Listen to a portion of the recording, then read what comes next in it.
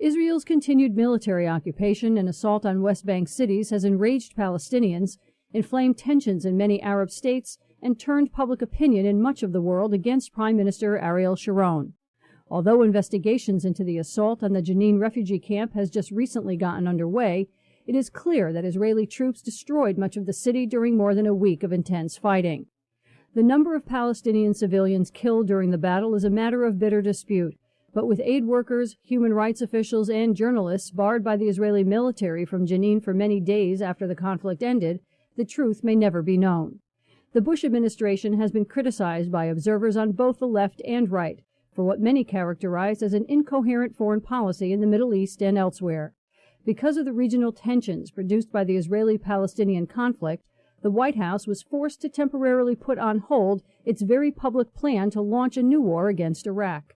But administration officials continue to make the case that the overthrow of Saddam Hussein remains necessary, because the Iraqi leader is said to possess biological, chemical, and nuclear weapons. Between the lines, Scott Harris spoke with Noam Chomsky, Massachusetts Institute of Technology professor of linguistics, author, and political analyst, who examines the continuing violence in the Middle East and the reasons why the U.S. is planning to launch a new war against Iraq. Right in the middle of these new invasions of Palestinian cities, the president hails Sharon as a man of peace, never suggests that he should renounce terror and violence, but insists that his adversary, imprisoned effectively in a dungeon where he can't flush the toilet, must once again renounce terror, although everyone knows that that statement is totally meaningless. It's just a way of, again, humiliating the Palestinians for whom he's a symbol. Meanwhile, the U.S. continues to provide arms for the attack and to give diplomatic support for it, and to block moves towards a diplomatic resolution of the conflict. Bush's support for Sharon is not very different from Clinton's support for Barack.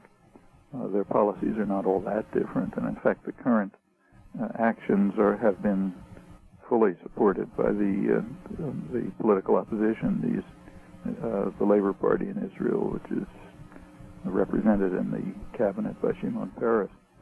So, there are differences, of course, personalities differ, and policies differ, but they're within the same framework. It's worth mentioning that U.S. policy is not only opposed by the people of the region, it's also opposed by the majority of the population in the United States. They may not be aware of it, but in fact, the policy advocated by most of the population, according to polls, is the one that the United States has been blocking for 25 years and continues to block. People can't know that because the facts aren't presented to them, but it's easy to discover if you do a little bit of research and avoid the picture presented in the main doctrinal institutions. So right now, according to the latest polls, the majority of the population supports the Saudi peace initiative, which was accepted by the Arab League last month. But that's exactly the policy that the U.S. has been blocking in international isolation since 1976, when it was proposed at the Security Council and vetoed by the United States. And it continues consistently right in between. As long as as the population isn't made aware of that, they can't know that they're opposing Washington's policy, but they are. Professor Chomsky, what is the role of oil in the U.S. plan to attack Iraq?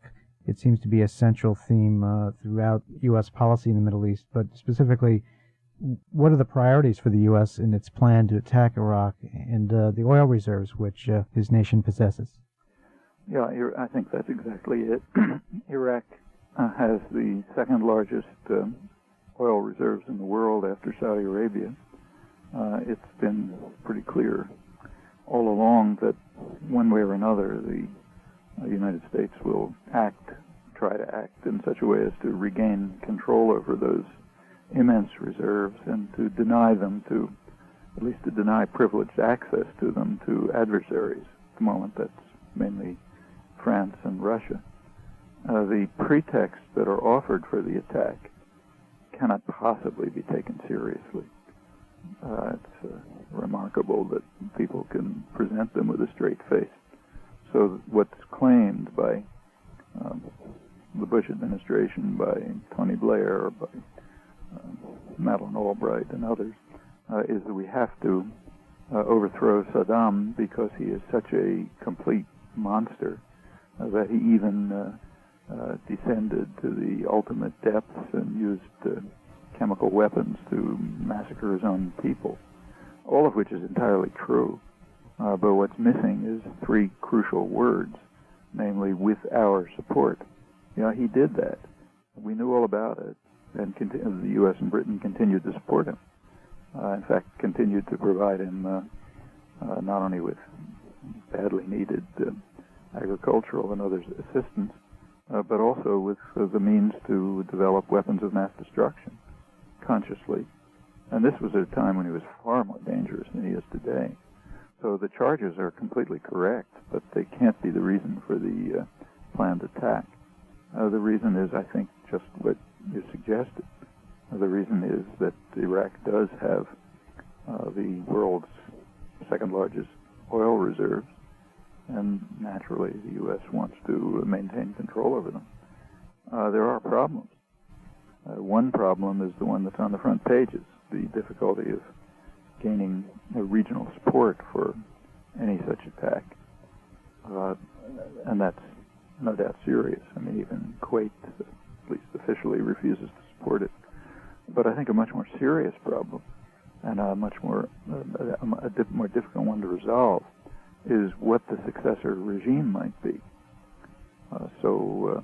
It's hard to imagine that the United States could agree to any successor regime replacing Saddam that has even a semblance of democratic participation.